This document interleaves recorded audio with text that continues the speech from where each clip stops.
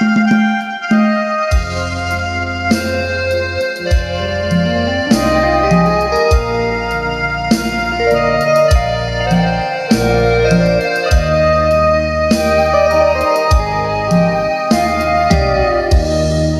ត្រី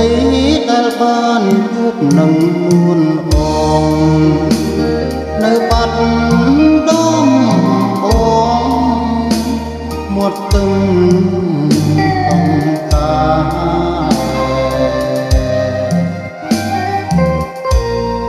យើងទាំងពីរនាក់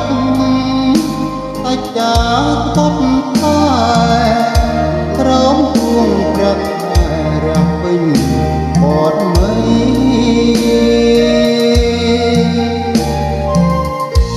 រៀមលោកដៃអោបប្រតោបកាយអូរាត្រីងត់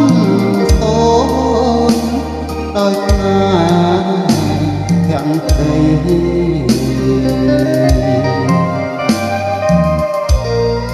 ទាំងអើយទាំងអូនញញឹមមានន័យប្រហើក្លិនត្រីជាប់នឹងដៃពងរៀនត្រីរនោចដូចតាមនឹកពេលក៏តែទៅបាយថាកាប់ខ្លាយខ្លង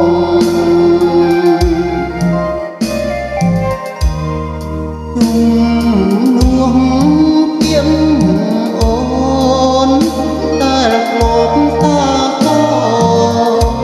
នៅបាត់ដុំបងមាត់ទឹង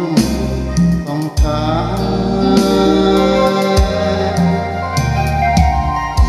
សូមផ្ដាំតាមទឹកញ៉ានឹកតាមចរ